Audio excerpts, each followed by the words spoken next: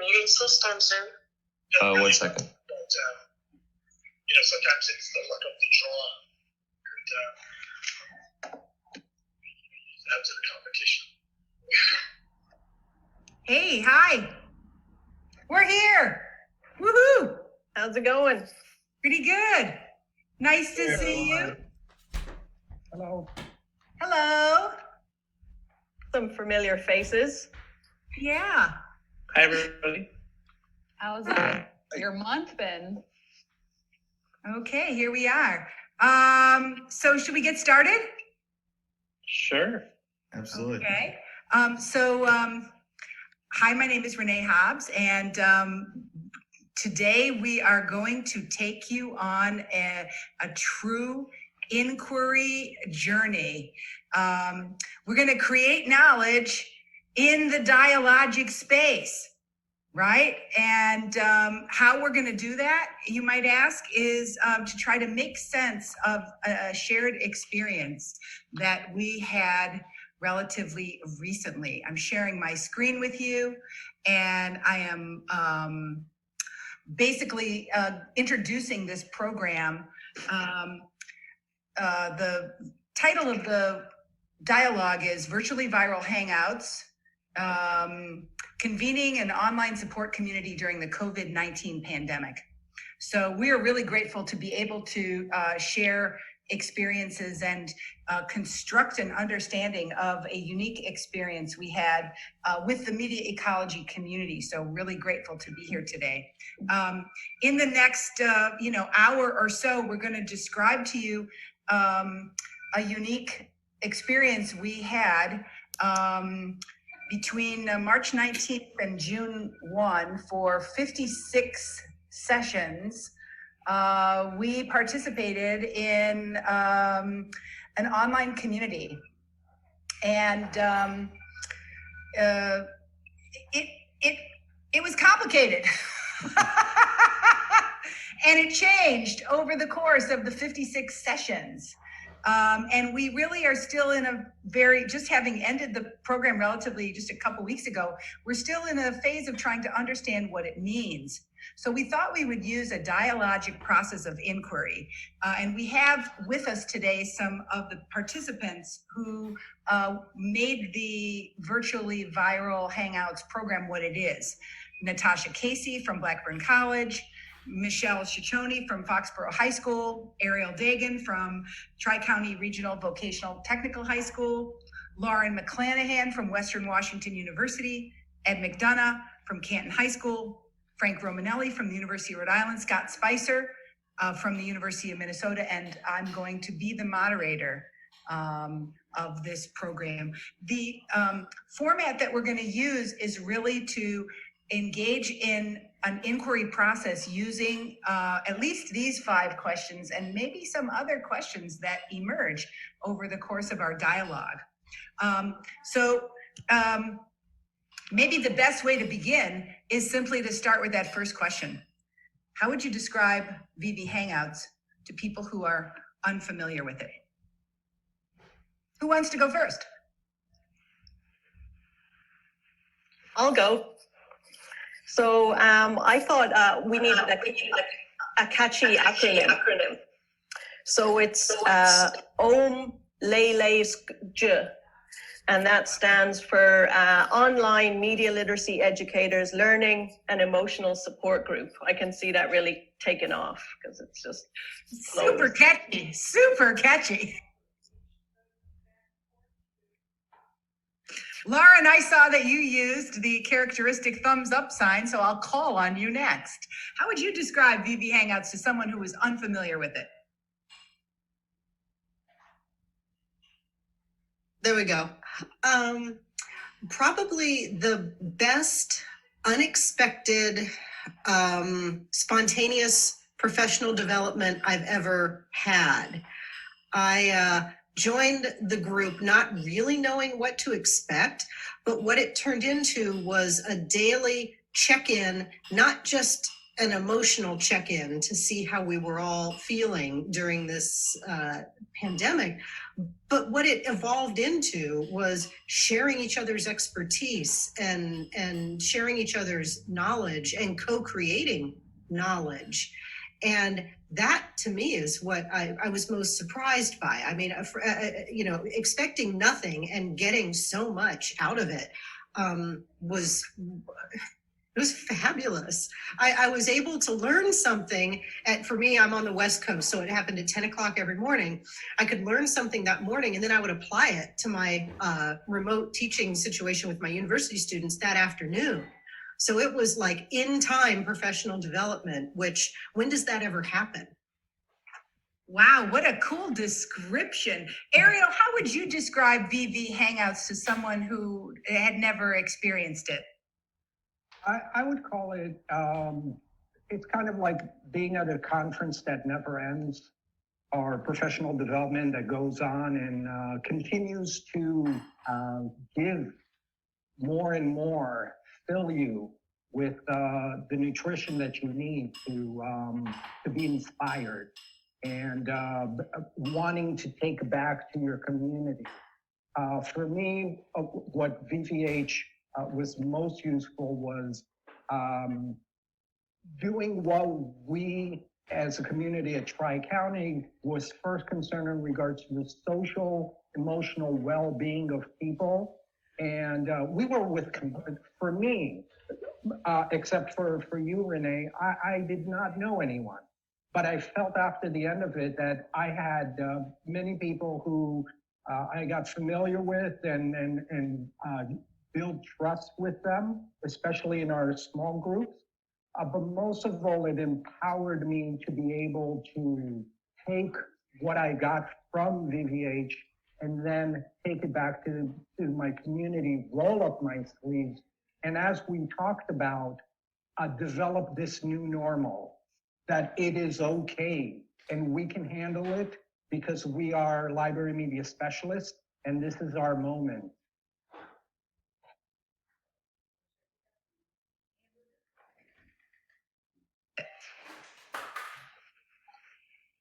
Renee, you were muted. What did you say?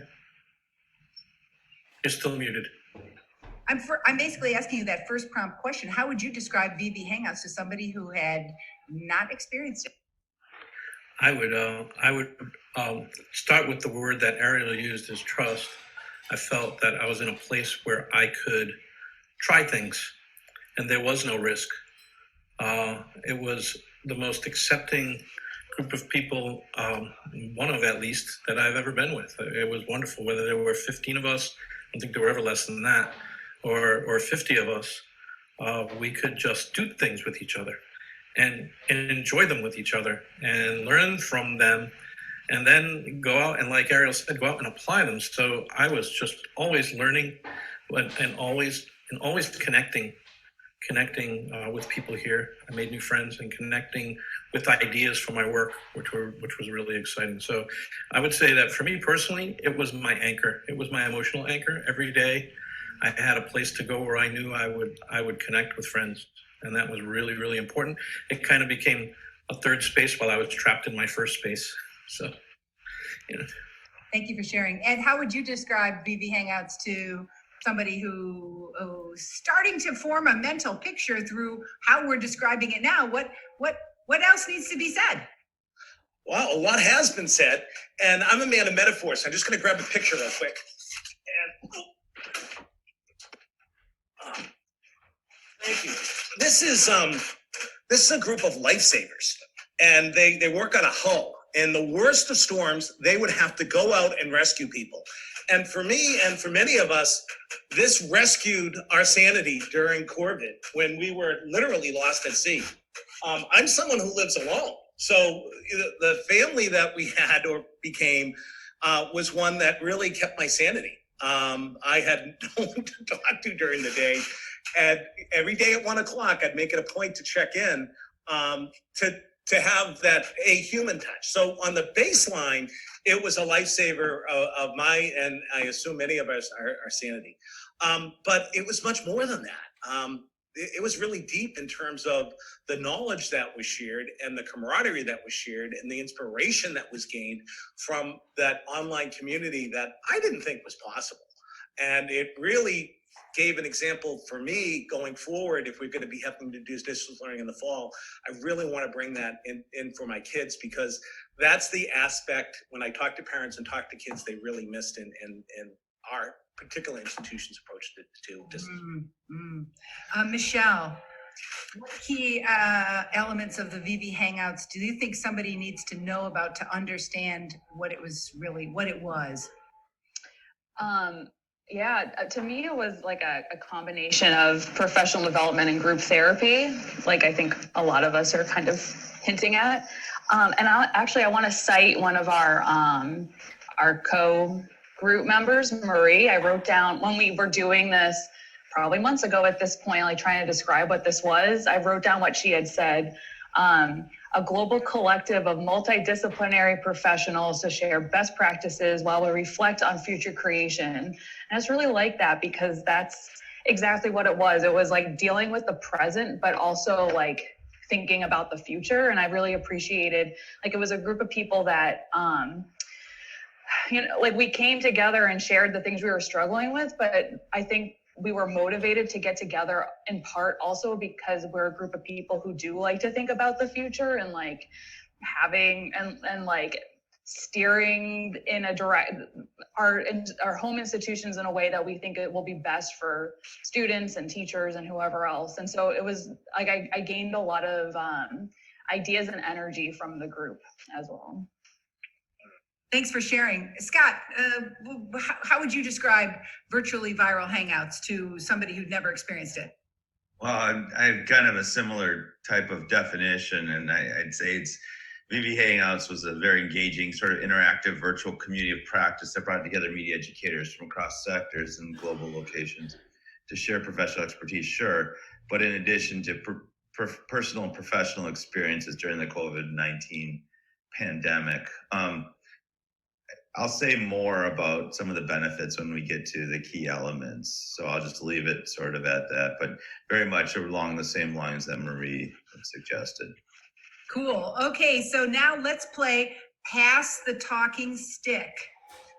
Please get out your talking sticks. So I see that you can indeed pass the talking stick. Now we're going to do some storytelling. Storytelling was a key feature of virtually viral Hangouts, and after a period of weeks, every Friday became Storytelling Friday. So I'd like you to describe one session that was particularly meaningful to you. I'll go first.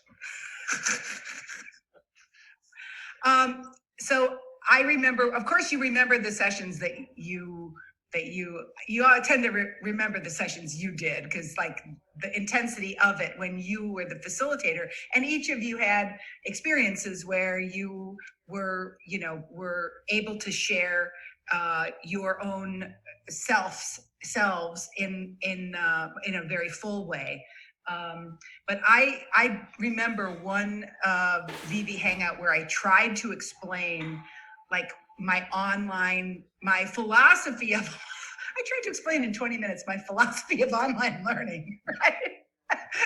It's like, I look back at the notes from my session and I'm like, what a ridiculous thing. How the hell, what did you think you were doing there? It looked crazy to me. And I realized that it was I do my best thinking in a social context. Like, I don't think well all by myself.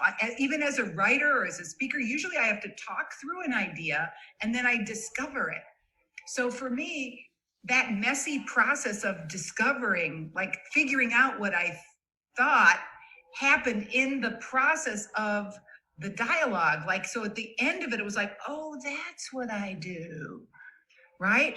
Because it wasn't until I had to explain it, right, that I really myself understood it. And I remember thinking about how central that is to my identity as a teacher and as a researcher, and how impossible it is for me to think outside of a social community, how how important it is for me to make sense by hearing and learning other people's reactions and other people's perspectives, how like essential that is for me. But it also made me feel super humble because I truthfully don't think I made a lot of sense that day. Just saying. So that's my story. It was very memorable. I learned a lot. I'll never forget it. Who's next? Pick up the stick and talk. Tell us a story. Scott. I think the digital storytelling session where we collaborated to create a still image was really important because we ended up with the coffee hour concept. I really enjoyed that, and it illustrated the connection we had made. And again, on another question, I'll get more into that, but I think it sort of illustrated how that trust building that we had come together, and that we were able to create something together organically, and that doesn't necessarily happen with a one-time event. It can, but there was it again illustrated one of the core benefits of this project, which was the relationship building. Scott, maybe some people who are participating and listening into this, or certainly people who are watching the recording, they won't exactly understand, what do you mean by you created something together? I mean, this is a Zoom meeting, for God's sakes. How do you create something together? So we recognized in our small group and in a breakout group that a lot of us drank coffee during that hour, and we all raised our coffee cups and we took a picture of our coffee cups together.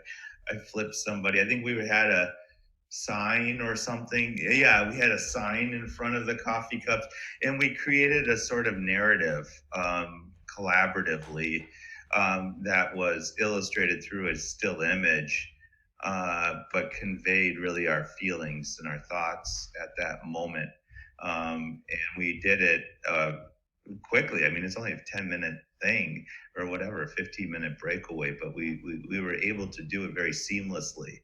And I thought that was a great illustration for us. And we had to get to that point. I don't know that we would have been able to do that on day one of our participation, or as easily as we did. Great point. Pass the talking stick. I'm going to pass it over to Ariel.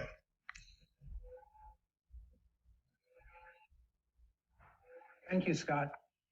And I'll piggyback on what you said. I think for me, I was trying to think, first of all, I was really blown away yesterday by Marion Wolf's presentation about deep reading. And it reminded me of one of the sessions we had where just a beautiful story about the rabbit, or the bird that turned into a rabbit.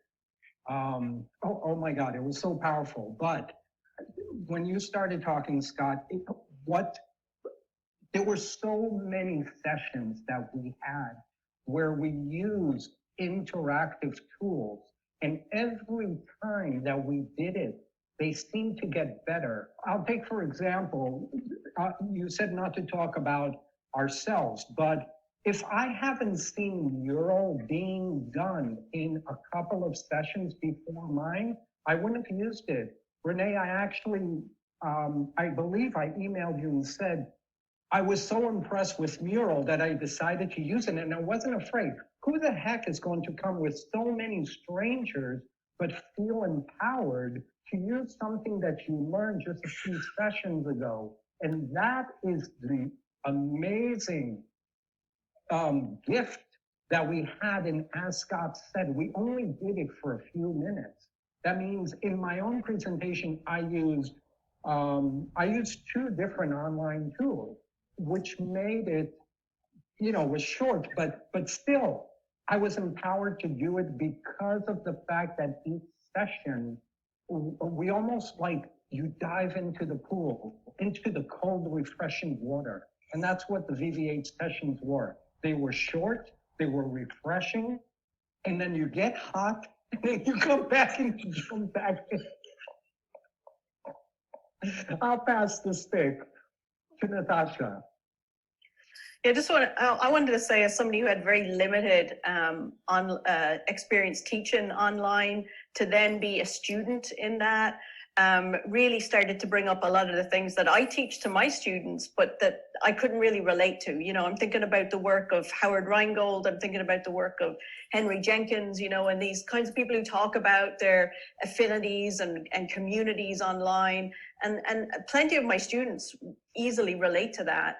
I could not relate to that. I had very little experience with that sort of feeling. So I think, you know, I started to think about their ideas a little bit more intentionally, and then how you teach those. So I think both of those authors I started to go back and revisit. But I wanted to just mention my little story, because actually Ariel and Ed were both involved in it. It was the one that Frank led on music. And I do a little thing in my classes, usually, you know, history of mass comm. We introduce, you know, what does music mean to you? They write a paper, they share a song, we listen to it as a group. It's often very powerful piece. And we were talking about it in our small breakout room. And I actually had a moment where I almost lost it, you know, because I was thinking about how in my own life I'm not listening to music anymore. And I think it was Ariel and Ed started talking about, well, why is that? And it was like, that is really close to home. So you start thinking about the impact that the pandemic is having on you as you're in.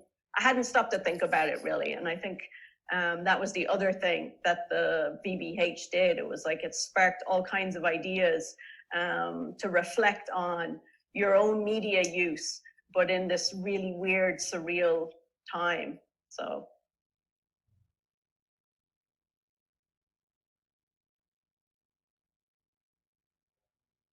Sorry, passing the stick, Lauren. Sorry, I was trying to get to my microphone there. I love how you articulated that, Natasha, that I had some feelings like that myself throughout the time. And it's hard to pick. I can't really pick a session. I can't even remember the topic. One of the things that as a learner, I just want to talk about being a learner for a second, like how our students, what you were saying, Natasha, how your students feel. Prior to virtual viral hangouts, this is embarrassing, but this is the kind of level of trust that we establish with each other. I didn't know what Google Slides were. I knew PowerPoint, I knew Prezi. I'd never heard of Google's, what's that? And we actually created in virtual viral hangouts, Google slide decks together. And it was like witchcraft to me. I'm like, what is this? What is this powerful tool that I have never even heard of before? And this is kind of like my area. So just that act of feeling like a student again, which I think, especially as I, speaking for myself, get older, I lose touch with more and more. The vulnerability that takes, the trust that takes. And so then I had the confidence to turn around and use that technique of having my class co-create a Google slide deck. And I felt really cool. Like, look how smart I am. I know how to do this. So that was not necessarily a session, but a practical thing. The first time I did it, was like, wow.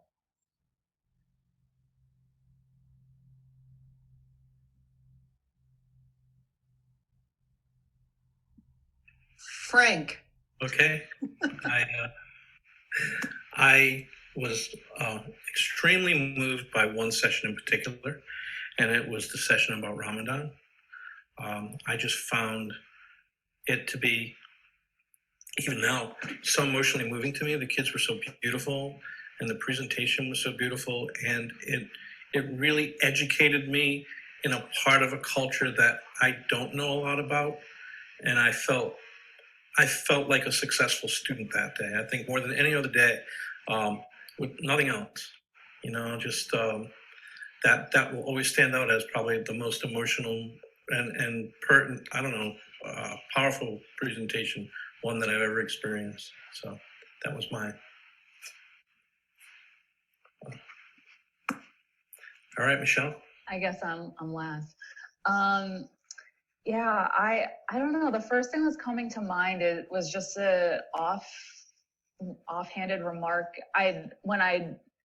It was during an emotional check-in, I think, at the beginning, and I mentioned how my dad had removed himself from the family WhatsApp group, and like how that made me feel.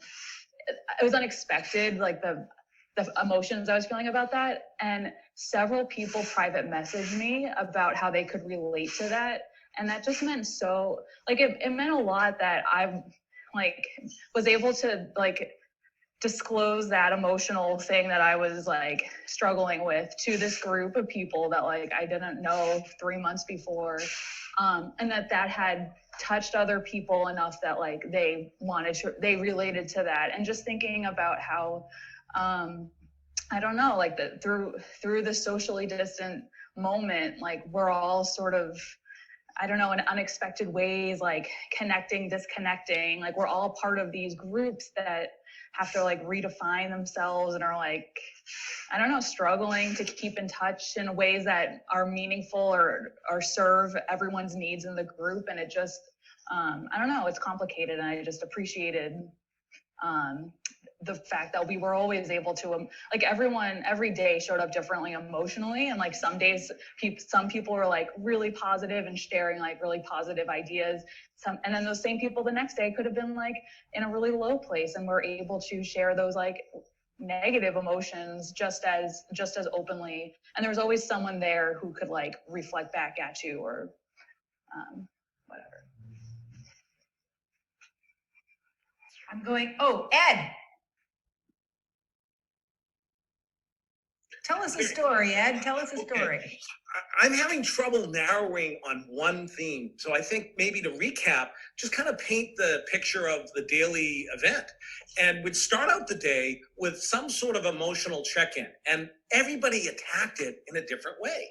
People would put emoji charts up or various prompts to get us to talk about things that you would never talk to a bunch of strangers about.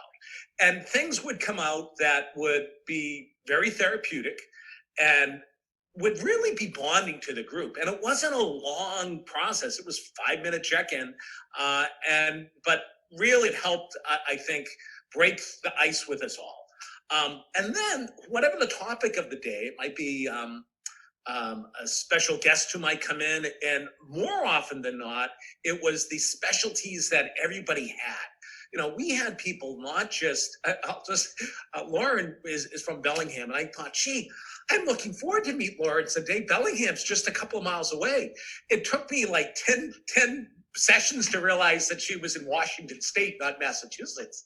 But some days it might be someone from Brazil talking about how the pandemic was affecting them, or Puerto Rico or Israel.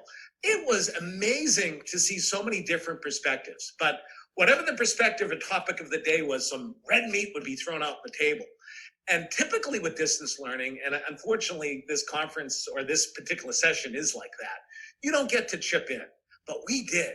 We had breakout sessions. And so instead of one person talking and everybody listening, we had that opportunity to have swallowed about 5 people that everybody got a chance to say something. And one of the themes that came through for me that I like to articulate is the quietest person in the room often has the best story, and they just need to be asked. And that ask would reveal some real depth that might not have come forth any other way. And the last thing I'll mention, Renee has mentioned it before, is the chat room. There's, the chat feature. And a lot of times people shut that down, but a lot of times in order to be productive, you can have many things happening at the same time. You might have 20 or 30 people. And again, if one person's talking, that's only one line of communication. There were back channels, and a lot of those back channels grew into some phenomenal things. I know for me, I'll mention Lauren had a phenomenal COVID video she did in her home community, and inspired me to do one in mine. And it would not have happened unless I had that opportunity to see and be inspired and be encouraged, because she kind of kicked my butt in the back channel when I was saying, oh, I don't have time. So we really supported one another. to grow and to develop and to learn new things. And Ariel mentioned the whole thing of being fearless, of trying new things and not being afraid to fail. And from failure, we had successes. So I'm starting to unravel, but generally we had that check-in, we had an expert come in and give a presentation, we had time to digest it, and then finally synthesize it in a recap. And very powerful 1 hour sessions that were really effective PD on the fly. So in a way, Ed, you have taken us to the question, what were the design features of the program? Because you've walked us through the structure of the hour. Scott. So I'm sorry, this is a little bit prepared, but I think that, and it sort of gets at the key elements too, is to channel Randy Posh's last lecture. I think he had a little bit of a head fake, Renee, in the Hangouts. Yes, we did bring together media educators with similar interests. Yes, we did have interactive opportunities to share our expertise in COVID, and especially our experiences and practices with COVID-19. But in these experiences were thoughtfully leveraged using the affordances of the Zoom platform and user-friendly digital tools, coupled with intentional curriculum planning to create collective and small group experiences. That said, while the professional sharing was really a goal and central to the success of the program, I think the real secret, the sauce of the program was really more about cultivating relationships.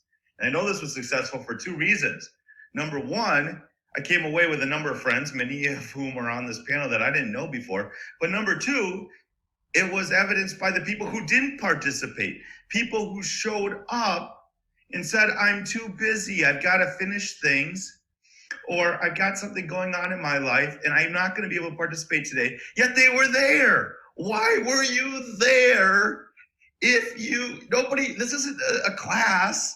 This is not a department meeting or a meeting with an advisee. Nobody's forcing you to be there, and yet people still felt the need to connect. And I think, so that compliment to me, the lack of participation is probably one of the biggest compliments to the entire program. Now, briefly, thinking about, this is an ecology conference, the medium as the message, I'm torn. The Zoom platform provided technical functionality for collective and small group experiences.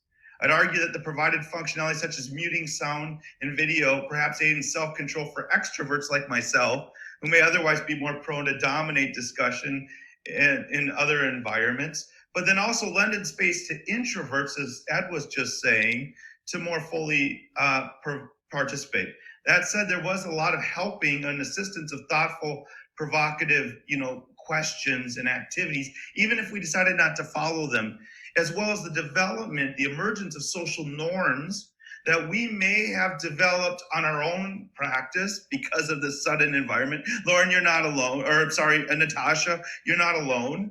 Okay, I think we all were going through learning how to deal with being people in Zoom environments, but then also within the virtual viral community itself, over time, and that's what I was getting at earlier with the coffee analogy. So we were adapting in the VV Hangouts, and there were certain kind of norms that developed along those ways. These, I would argue, are human-driven, but they're certainly supported by the affordances of the tools that we use to shape those interactions. Without that technical and functional capabilities, we would have been it would have been a lot more challenging, if not impossible, to facilitate some of these interactions. Sorry. Wow. Who wants to respond to that or develop that area? Thank you. So I just want to take it from the media ecology side based on certain things I heard in some of the sessions that I've already attended. There was plenty of space for looking at how we interact, looking at or creating environments to let discussions happen. There was a session I attended yesterday, talked about how in Facebook people just swipe conversations. I wrote in the chat that every single voice was acknowledged and something else I wrote there. Whether we were 50 people or even more, every person mattered, and they had a chance to express it. Ed, you said that absolutely. We didn't just use, as Renee, you started us off together, and then we went to the breakout rooms. We were able to use technology to the max of what we knew at the time. Chat was busy. People were sharing links, and we were working in small groups, able to formulate something. As Lauren said, we created documents that then were used later for us to see. We could go back to it.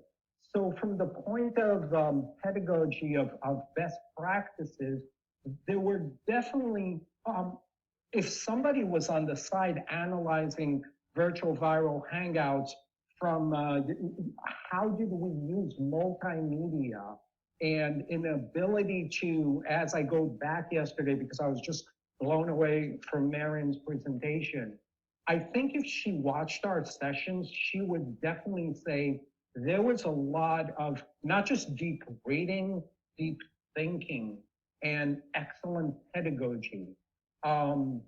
We were really, Frank, you said it as well, sharpening our craft, making it better every time that we came back. And Scott, you said there was that certain format that Renee developed, but I wanted to say to you what totally blew me away, and Scott, you mentioned it as well, that people wanted to be there. So I watched Yonti's video at the end where he talked about the formation of this. And I never knew that, that was the idea. So watching his video and knowing that I was part of this experiment that he wanted to get off, and I was like, oh my God, this is an excellent experiment that just works really well. And people create all the time at universities. They want to create something and see if it works. But here, Yonti and the rest of the people that worked on it actually were able to see when it came back. I'm sure for him, it was way above. He said, oh my God, I could never imagine how well this could work out. Natasha. Yeah, I just want, obviously we're all educators, and I think that the thing is when we're in the classroom and people don't participate, right? They don't speak. We know that that's not necessarily a lack of participation, that there's other things going on. But I think this lack of a feedback loop in this format, at least for me, because when I was teaching at the same time as we were doing this every day, the performative aspect is more exhausting, I think, in this, here rather than online. And so, I think there's always this tension between if somebody are they participating? They might be participating, but they've got their camera turned off, and I'm not going to make it turn it off, right? They've got their mic turned off. They're not participating in the chat. Are they still with me? I'm not. I don't know. Are you understanding what I'm saying? Are you comprehending? Are you participating? And of course, that's much harder to judge in this sort of online environment. But it was great, I think, again, because it was all about the shoe on the other foot, isn't it? When I was teaching, I was sort of in control of as much as you can be on the space. But then I was also sort of a bit of a naughty student because I was texting with people that I knew about what was going on. We're using the other back channels, the illegal back channels. And I'm like, I'm sure my students are doing this all the time as well. So, it was really helpful to be in both spaces, I think, and reflect as a student as you were teaching in the middle of this pandemic with all the sort of stresses on us all going on at the same time. Boy, that is such a great point. Michelle. Yeah. I know that this came up in conversations I had with others during VVH, but the idea of we all opted into this was really important and is hard to recreate in the classes that we teach when the students have to be there, and part of the magic is in not having to be there. And so, I think there's elements of VBH that you can certainly directly translate to online, like thinking about the fall, like the fact that we all led a session, like that should happen in every class, whether it's online or not. Like that just gives you ownership and allows you to, I don't know, show your expertise and distributed leadership, all that. But there's certain things that I don't know. I'm not sure to like this idea of participation in the cameras. Like I'm seeing that this is my first online conference, and just being able to go into a room and watch presentations without my camera on, and having presented on Wednesday where no one else's camera was on, and just like how that feels. And it's like, yeah, are they there? Like but especially in K-12, there's privacy issues. You can't force students to turn their camera on, but I kind of feel like, so I don't know, as like online teachers, is it on you to build the space so that students want to turn their camera on? Or is there just going to be, I don't know, is it about wanting to be seen or not wanting to be seen? Or I don't know what it is that makes me want to turn my camera on or off. So I don't know. It's funny that in VBH, I never considered not turning my camera on. Like I always wanted to be present and showing like my facial expression. But there are other online spaces where it's like, if everyone else has their camera off, like why would I turn my camera on? And I want to see if I can connect Michelle's point to something Scott said. And Scott, I want to underline your point that the social norms that developed in virtually viral Hangouts emerged from the organic process of the group. It wasn't something that was imposed. It bubbled up. And the story that I remember most vividly, and Michelle, when you talked about cameras on, cameras off, it triggered this vivid memory I had. As the moderator or whatever, I remember trying to figure out how to deal with the people who were microphones off and pictures off, or who were calling in by phone. Those are people it's harder to moderate when you don't have any information. I have no evidence coming. And so I vividly remember one time calling on Marie. Marie, as you guys might remember, in the beginning, never had her camera on, right? Never had her microphone on. We just saw the little square that was her icon, her Second Life icon. We later understood, right? And I remember calling on Marie. I remember her putting her video on, and I remember thinking, oh, okay, so Marie is actively listening. She was fully engaged in the dialogue. And that then allowed me to not be hung up on the fact that some people were turning their cameras off. And I shouldn't see that as less participating. And Marie would frequently have her camera on and then off for a while, on and off for a while. But the fact that the social norms were, I could call on her, right? By that time, the social norm was, you could get cold called. So she did have to participate. Ed.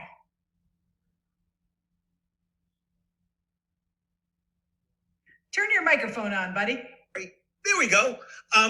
One of the things I think that really helped people go from that Black anonymous screen to being connected was the process of asking when someone first came in, we had this, it's like, you join a group and everybody knows anybody and you're lurking in the background. If you're someone who didn't start off in this and you came in week 5, you still got to join. And one of the ways that happened was Renee would ask, what do you do and who's someone who can relate to what you do? She guaranteed that someone in our group would have something in common. And as soon as we did that, the screens went from black to video. and they visually connected and then really quickly became woven into the group. You weren't allowed to be alone. You were connected with someone who had experiences and had perspectives that reinforced your worldview, and the variety of people enhanced it. So there you go.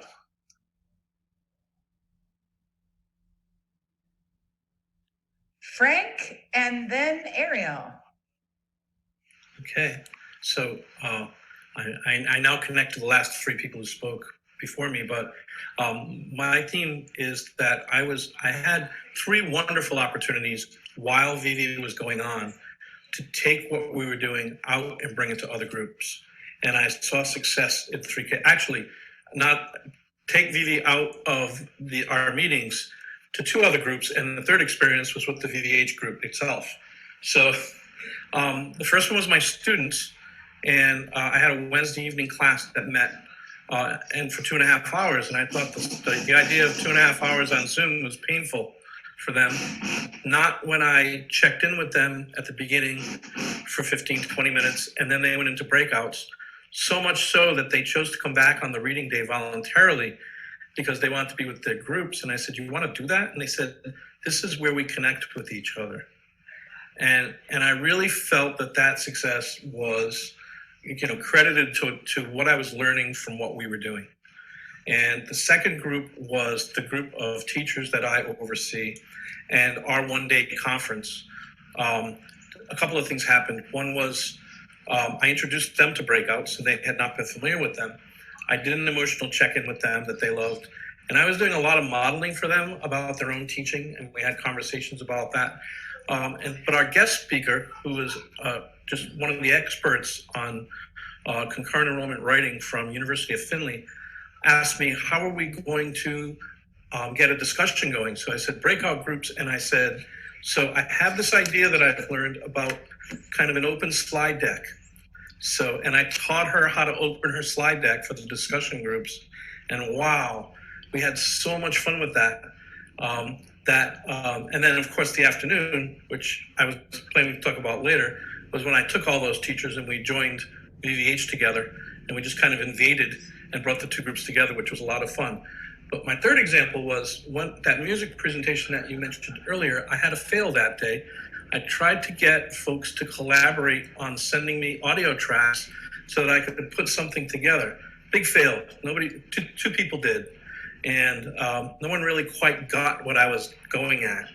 So at the end, when that opportunity came again, I rethought how to present it, and I put it out there to the community. And we spent a weekend from Thursday to Sunday creating a collective song together that just couldn't have been more successful and more exciting. And it also took this community out of this moment and made it realize that this community was alive beyond that 1 hour a day. And those were all powerful experiences for me. So I just wanted to touch on 2 points.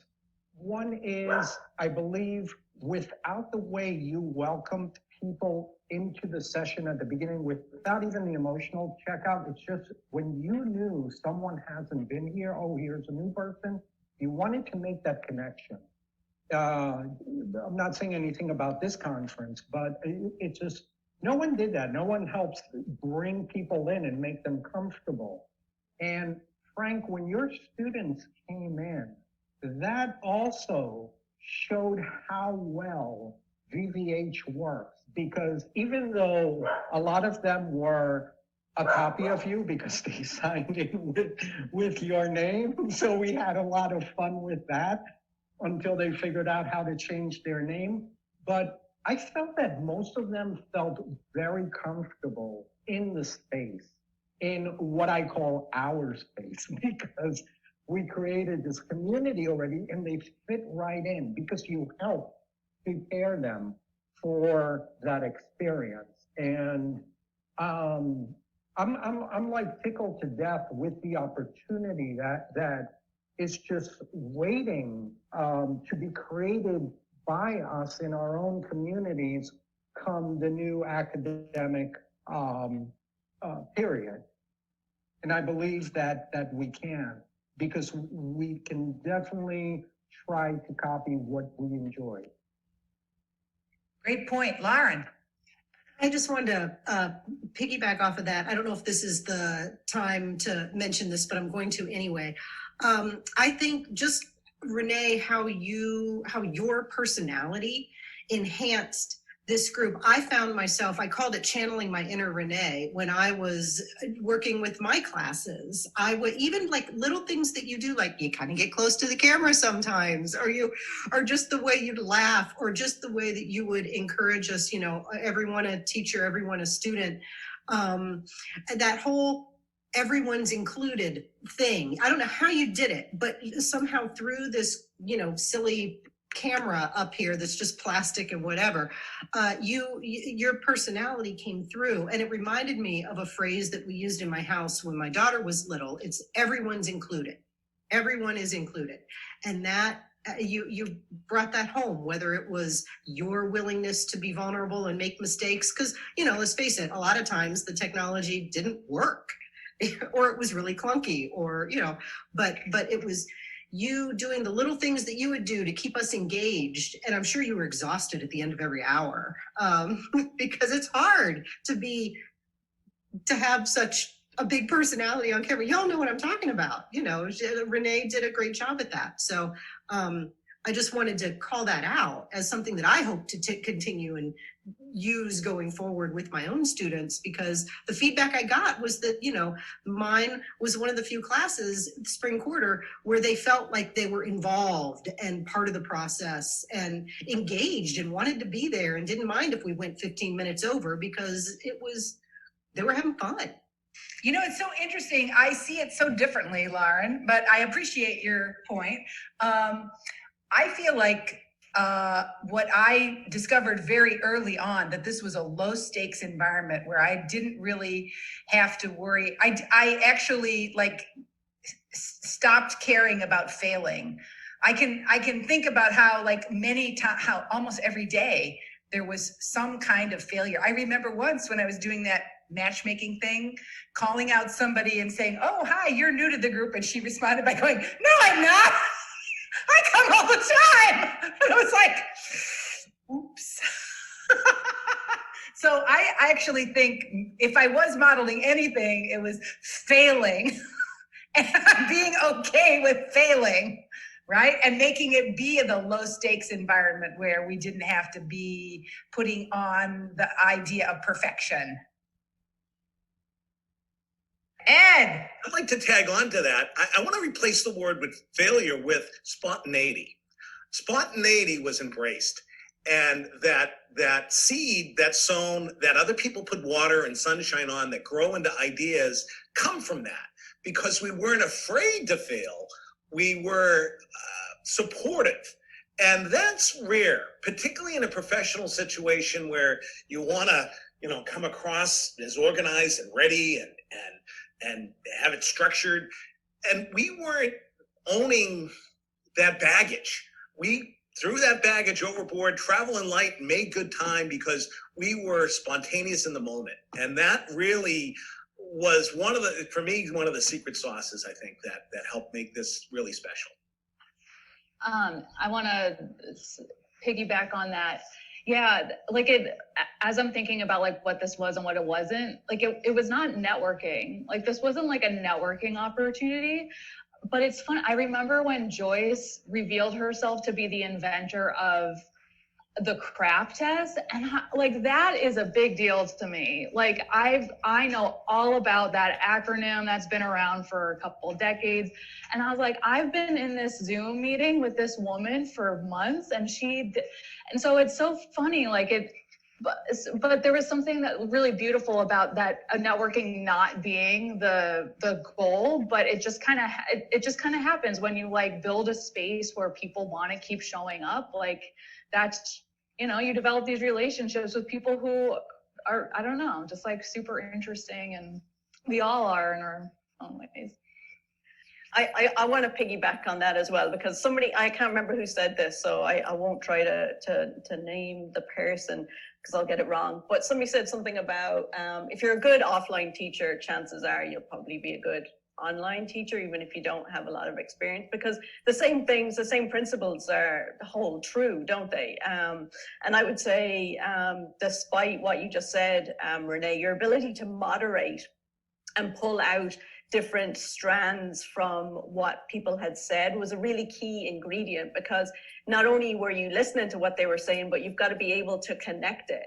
And, you know, like we can all talk, right? We can all say something, but if there isn't a relationship between the things that we're saying, right? And we all do that in class, we facilitate that. I think it's much harder. It's been much harder for me to do that online because I'm used to walking around and, you know, sort of riffing off of people's body movements or their raised eyebrows or their, like, you know, size and their tuts and, you know, all the other cues that you have. But you've been online teaching for a long time. So I think that there's some of those sort of tricks and tips that you have, but you also fundamentally have to do the things that work well in the classroom, right? It's just a different space, but I think those things hold true.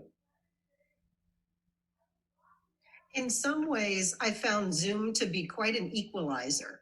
I mean, I keep thinking about, you know, we had the potential for egos in that room was large because it's a bunch of academics and academic librarians. I mean, come on, let's just be real. And the fact that, like, there's Renee Hobbs and her husband's making a sandwich behind her, you know, because it's lunchtime. I mean, that there was this, or somebody's cat would walk through the scene, or, you know, just that there was something that was kind of a leveler about that. And that we're seeing people in their home environments. It's so much different. I've never experienced that before. Again, we're human beings. We're not sterile animatronic media educators. We're people. And we were able to rip off some of that facade that we wear every freaking day and just be people. And I think this environment, but we needed the environment structured in a way that allowed us to be who we are. And yeah, it was great seeing people eat sandwiches and dealing with their 4-year-olds and all of the rest. Yeah, and Scott, I want to build on that point a little bit, because sometimes I did feel great sadness, because here in this community of diverse people from all over the country and all over the world, the trust and the respect and the intimacy felt like I could be my best self. But I never feel that way at the institution where I work. Never. I never feel that way. I never get to be that Renee. And I sometimes would come away from a VB Hangout going, like, these are the people I want to work with. Renee, I feel you, because at our last faculty meeting, nobody had their cameras on. And I was just like, are you kidding me? I mean, if this was the virtual viral hangout, we'd all have our cameras on and be happy to be with one another. It's so the opposite in my institution. I was just going to say, well, there's one thing as well in regards to my place of work. We had a meeting, all cameras were off except for a few administrators talking. But Renee, what you said reminded me of something Marie talked about when she talked about, was it Half-Life, or what was the program she used? Second Life, thank you. So there was one version of her that was in that game, and I was so impressed by what she showed and the way she interacts and does her fundraising or charity work there. And she talked about it, how, you know, she needs to go into that world in order to be there. And thinking after the fact about what she said, we were our true selves. We showed all our colors, and I was also extremely impressed as well. Hey, I know the crap acronym too, and I use it all the time. And I can't believe I'm right here. But the one thing that brought me into the group from the beginning, and I mentioned it in the notes that I wrote about it, was because someone mentioned Renee Hobbs was doing something online. And I know that many people felt that, oh, because Renee's doing it, of course, this is going to be something incredible. But as other people said here, yes, there are a lot of extremely talented people, but no one's ego was way over the top. We were all, I'd say, on par. Can I push back a little bit on that notion of authenticity, though? Because I mean, I think that's a little bit problematic, isn't it? You know, I picked this space, you know, to put my camera on. You can't see it, but my computer's on a couple of yoga blocks because I don't want to be like, you know, looking up or looking down into the camera. I'm getting old, you know, I got neck issues. You know, like there is construction going on, right? There isn't, we've all decided where best to put our cameras, how we're looking. You can't see my bad shorts, you know, today. I'm Irish, I never wear shorts, don't be ridiculous. But like there is still construction and students are thinking that as well. There's no way that they're not. Because not only, this is the other problem, like we're constantly seeing ourselves. I hate that. It's so hard to teach when you are seeing yourself. Like that's the one big thing I miss from the classroom, because you don't have that unless you catch a glimpse of yourself somewhere. You're outside of yourself, but now you're thinking, oh geez, my hair looks awful today. I got that zit I can't get rid of. You know, like we're all thinking this stuff. So I don't know. The authenticity, I think, as much as you can be given the forum. Yeah. Oh, sorry, Ed. You go. You go. Well, yeah. I mean, to that point, it's true, and I guess you know, we're always sort of like we're always putting a facade on in different environments, and I think what VBH allowed me to do was to play around with what is my Zoom facade, like where do I want to be in my house? Like, let me try this out, like being vulnerable at this moment or that moment, and I think like a big problem, like I know at my home institution, as they think about the next year, is how to even more replicate what happens brick and mortar school on online learning. And I just think that's like totally the wrong way to look at it. You can't do that. It's not the same thing.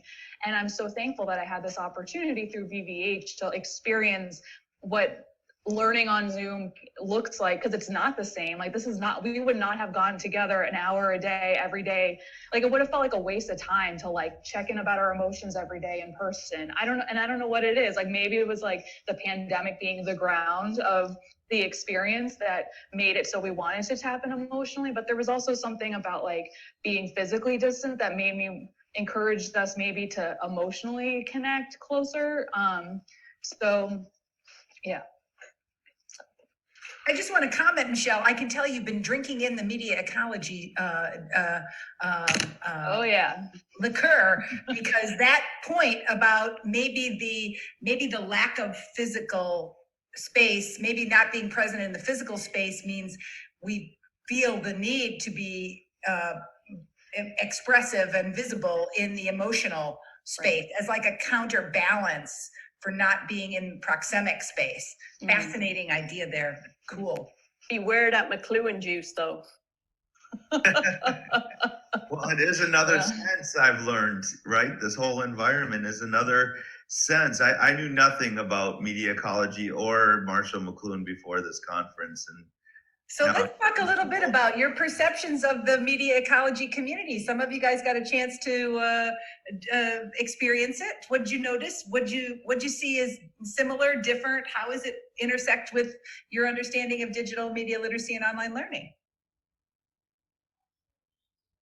I'd say there are a lot of things that touch our worlds and are very relatable. For me, in my passion for gaming, I attended a couple of sessions that I saw how someone teaches speech, talking, and through characters, building a game, and another one teaches humanity through Students are on a spaceship. They're divided into teams working together. That was great to see, and then be able to follow up on it. Just what I mentioned earlier, the talk that was given yesterday by Marion Wolf in regards to deep reading. It was like every librarian should be, and everyone in my school should actually want to watch that. And Tiffany Schlain, sorry. Thanks for sharing. She's, Yeah, anybody else? You want to comment on MEA, Frank? I think that it put in perspective something important to me. I mean, I know a little bit about Marshall McLuhan coming in, a little less about Postman, but a little bit. Being around you, Renee, over the years, and Yati and some of the others. But I connected to the idea of media ecology more so this week than I think I ever have, because I always see myself as someone that can take technology to an active place, to a new place, and that's kind of like my digital literacy superpower. So I always kind of felt a little personally smug about that with myself. And this conference put all that in perspective, like, yeah, well, what you're doing, that's what we're about. Here we are. We're doing this for 21 years now. Well, welcome, but that was wonderful. It was absolutely wonderful. And I enjoyed the parts that I participated in. I don't understand the silos. Like, I was sort of, as an undergrad, I was brainwashed by McLuhan, and then I studied in Canada, so it was all Walter Ong all the time. And I just don't understand the silos. Like, it's all media studies, right? It's all media studies, cultural studies, whatever big umbrella you want to put on it. But just a focus or an influence from a handful of, old white guys. I don't get the silos. That's probably not a popular opinion, though. No, I think that's actually a really interesting thing. If you look at the history of why new subdisciplines emerge, is because they felt excluded from the mothership. So the same way that Namely had to have a new conference was because we weren't given spaces at ICA and NCA. You couldn't talk about media literacy. Our proposals were rejected, right? Because it was too education-y. And so when we felt like we were excluded from the mothership, we had to form our own community. And I think MEA got that same thing too. They were a bastard stepchild to ICA and NCA, so they had to create their own thing. And there is definitely consequences to that kind of hyper-specialization that are dangerous. And I think you're writing about the silos in the academy. You're hoping to help us gain more awareness of the costs, the real intellectual consequences, the negative consequences that happen from those silos. Yeah, I felt that way.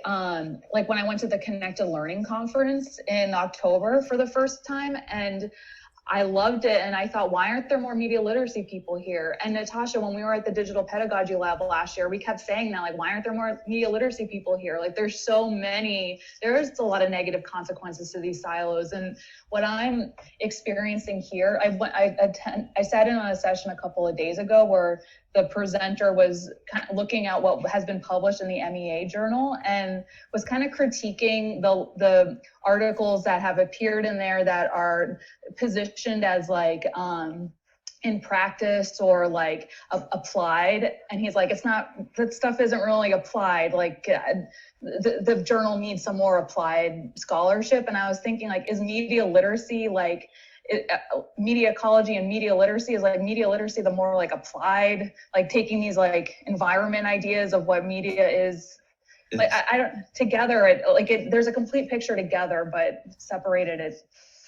Similarly in ALA, that's my home, one of them.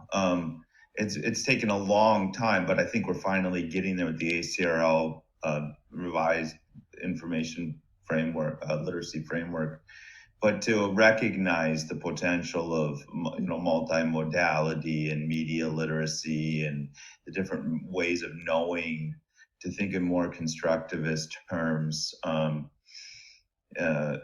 I think, associations can, and they're going to be forced to change to appreciate more of the facets that I think come out of the media literacy, digital literacy communities. It's happening, but it's been like Herculean push. I'm part of the film media roundtable, right? So for us, it's like we always were kind of that. The other, there was print, and then there was the FMRT, or formerly known as the VRT, the video roundtable, and they just sort of pushed all the non-print stuff. You were proudly marginal. I was, but now the world is coming back. We have the New Media Consortium and others too, but now the world is evolving, and fortunately the organization's changed and our work has been appreciated. Yeah, for I mean, sure. it's a damning indictment, though, isn't it, on the academy? It really is a damning indictment about hierarchies in the academy, which is just ludicrous and so lacking nuance. Yeah. And it comes from our human frailties, right? It comes from our human tendencies to judge and evaluate. And after all, we're paid as teachers to judge and evaluate. So sometimes we just go crazy overboard with that, don't we? And we give everybody an A, B, C, or D. But here's a crazy idea I want to end with, because our time is almost up. I think this construction that we just did, we constructed some knowledge. I think it would make a great academic paper. And how about if we do it this way? I'll get the hour-long dialogue transcribed, right? And it'll be a transcribe of our talk. And then we'll chunk it into the 4 or 5 topics that are there. And each of you will write a section, taking your sentence or 2 that you were able to talk about in just this 1 hour, and flesh it out a little bit. And we will co-author a piece that has all these ideas packaged together. Thumbs up if you love that idea. All right. Good idea. Thanks all for I added my Flipgrid today. So hopefully we can get more people to add their Flipgrids. Yeah, that's it. So we'll have some real interesting data to use to build the story, because I felt like I made 3 pages of notes, and I am absolutely sure that when I see the transcript, there's more to say about this topic. We're pioneering in the area of digital media literacy and online learning. So thank you for joining me today. A round of applause for our great dialogue. And we're sorry that the media education people weren't here, but that's okay. We had fun anyway. See you later. Bye. Yeah, thank Thanks you. for hanging in there, Dan. See you, So long, everybody. everybody. Good to see you. Good to see you.